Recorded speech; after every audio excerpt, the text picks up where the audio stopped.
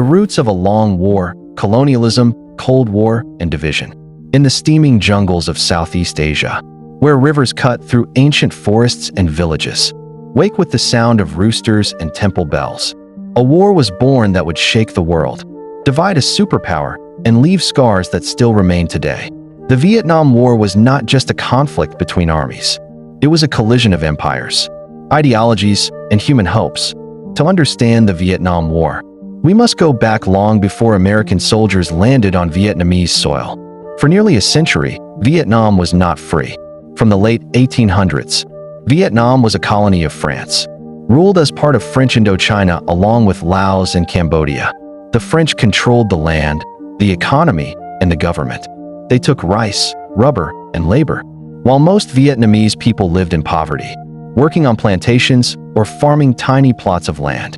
This colonial system created deep resentment. Vietnamese nationalism slowly grew, inspired by ideas of independence and self-rule spreading across Asia and the world. Among those who dreamed of freedom was a man named Ho Chi Minh. Born in 1890, Ho traveled the world, worked in Europe, and was influenced by socialist and communist ideas. He believed that communism offered a path to independence and equality for Vietnam. During World War II, the situation changed dramatically. Japan occupied Vietnam, weakening French control. In this chaos, Ho Chi Minh and his movement, the Viet Minh, organized resistance against both Japanese occupation and French colonialism. When Japan surrendered in 1945, Ho Chi Minh declared Vietnam independent, quoting the American Declaration of Independence and proclaiming freedom for his people. But the French were not ready to give up their colony. Soon, war broke out between the French and the Viet Minh in what became known as the First Indochina War. This conflict lasted from 1946 to 1954. The French, equipped with modern weapons, believed they could easily defeat the guerrilla fighters, but they underestimated Vietnamese determination, local support for the Viet Minh, and the difficulty of fighting in jungles and mountains. The decisive moment came in 1954 at the Battle of Dien Bien Phu, where Vietnamese forces surrounded and defeated a major French base. The defeat shocked France and the world. It marked the end of French colonial rule in Vietnam. Later that year, world powers met at the Geneva Conference to decide Vietnam's future. Instead of full independence and unity, Vietnam was temporarily divided at the 17th parallel. The North would be ruled by Ho Chi Minh and the Communists. The South would be governed by a Western-backed, anti-communist government. Elections were promised to reunite the country, but they never happened. This division was not just political, it was ideological. The world was now in the grip of the Cold War, a global struggle between two systems. Communism led by the Soviet Union and China, and capitalism led by the United States and its allies. Each side feared that if one country fell to the other system, others would follow. This idea was called the domino theory. If Vietnam became communist, then all of Southeast Asia might follow. Because of this fear, the United States became deeply involved in South Vietnam. America supported the South Vietnamese government with money, weapons, and advisors. The South was led by Ngo Dinh Diem, a strong anti-communist leader, but also an authoritarian ruler who suppressed opposition and favored Catholics in a mostly Buddhist country. Many South Vietnamese citizens felt alienated, angry, and betrayed by their own government. Meanwhile, in the North, Ho Chi Minh's government focused on unifying Vietnam under communist rule. They supported communist fighters in the South, known as the Viet Cong, who used guerrilla tactics, ambushes, traps, and surprise attacks to weaken the South Vietnamese government. Early 1960s, Vietnam had become a battlefield not just for Vietnamese people, but for global powers fighting over ideology and influence. What began as a colonial struggle for independence had transformed into one of the most complex and destructive wars of the 20th century. At first, America's role was limited. Military advisors were sent to train South Vietnamese troops. But as the situation worsened and the South struggled to control the insurgency, U.S. involvement increased. Presidents Kennedy and later Johnson feared that losing Vietnam would weaken American power and credibility across the world. In 1964, a mysterious naval incident in the Gulf of Tonkin gave the U.S. government the justification it needed to expand the war. President Lyndon B. Johnson received congressional approval to use military force in Vietnam.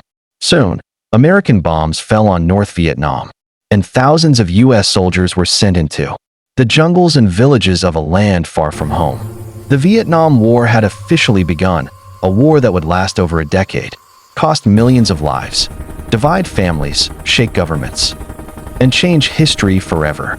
By the mid-1960s, the Vietnam War had become a brutal and confusing conflict as the United States massively escalated its involvement after the Gulf of Tonkin incident, launching heavy bombing campaigns like Operation Rolling Thunder and sending hundreds of thousands of young soldiers into a guerrilla war they were unprepared for against an invisible enemy that hid among civilians and used tunnels, ambushes, and traps, while the U.S. relied on overwhelming firepower such as napalm, Agent Orange, and search and destroy missions that devastated the land and civilians and often turned neutral villagers against America, highlighted by tragedies like the My Lai massacre as the war spread into Cambodia and Laos, and despite military superiority, the U.S. could not defeat the communists, whose strategy was simply to outlast American will, a reality exposed by the 1968 Tet Offensive, which shattered public confidence, sparked massive protests at home, divided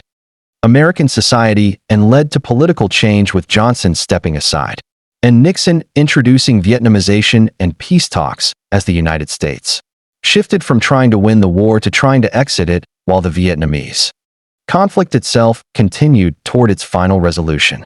The Vietnam War ended not with victory parades or clear triumph, but with silence, ruins, and unanswered questions.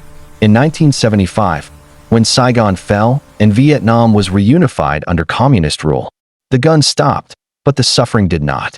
Millions of Vietnamese were dead, millions more were wounded, displaced, or traumatized, and the land itself was scarred by bombs, chemicals, and destruction that would take generations to heal. Families were broken, villages were erased, and an entire nation had to rebuild itself from the ashes of war. For the United States, the war shattered confidence in government, changed how future wars were fought, and left deep psychological wounds on a generation of soldiers and citizens. It showed that military power alone cannot defeat a determined people fighting for their homeland, and that public opinion can be as powerful as any weapon.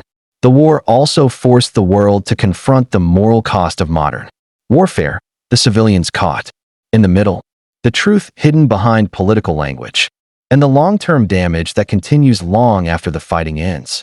Today, Vietnam stands as a reminder that wars do not end when treaties are signed or armies withdraw. They live on in memories, in landscapes, in families, and in history itself. The Vietnam War taught the world that there are no true winners in war, only survivors, carrying forward the responsibility to remember, to learn, and to choose a more peaceful path for the future.